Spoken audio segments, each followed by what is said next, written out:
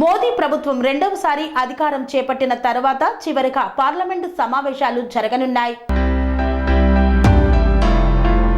మోదీ ప్రభుత్వం రెండోసారి అధికారం చేపట్టిన తర్వాత చివరి పార్లమెంటు సమావేశాలు జరగనున్నాయి.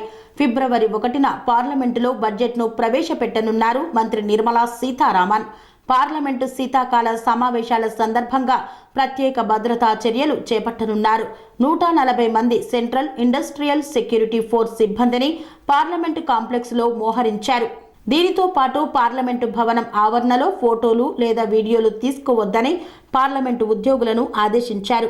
జనవరి 19న జారీ చేసిన సర్క్యులర్ ప్రకారం భారతదేశంలోని అత్యంత ప్రమాదకరమైన ప్రదేశాలలో పార్లమెంట్ హౌస్ కాంప్లెక్స్ ఒకటి. వ్యూహాత్మక భద్రతా ఏర్పాట్లలో భాగంగా పార్లమెంటు కాంప్లెక్స్ లో ఫోటోగ్రఫీ మరియు వీడియో మేకింగ్ పై నిషేధం కూడా ప్రణాళికబద్ధమైన వ్యూహంలో భాగమే అన్నారు.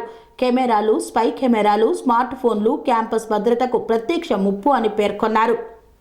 లోక్సభ, రాజ్యసభ సెక్రటరియట్లోని అధికారులు, ఉద్యోగులకు, పార్లమెంట్ హౌస్ ఎస్టేట్లో పనిచేస్తున్న ఇతర సహాయక ఏజెన్సీలకు పార్లమెంట్ హౌస్ కాంప్లెక్స్ లోపల ఎలాంటి ఫోటోగ్రఫీ అనుమతి లేదని తెలిపారు.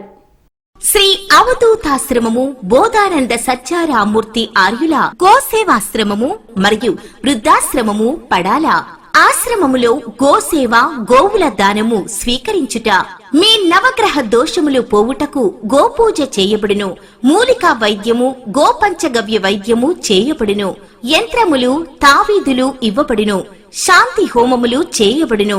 మీ ఆత్మీయుల పుట్టినరోజు, పెళ్లి రోజు మరియు వర్ధంతి వంటి ముఖ్యమైన దినములలో గోసేవ లేదా అన్నదానం చేయదలిచిన వారు సంప్రదించండి.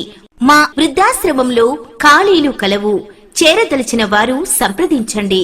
శ్రీ శ్రీ శ్రీ స్వామి బోధానందగిరి శ్రీ అవధూతాశ్రమము, అయ్యప్ప స్వామి గుడి దగ్గర, పడాల, తాడేపల్లిగూడెం 2. Cell numbers 7981356374, 96180341138.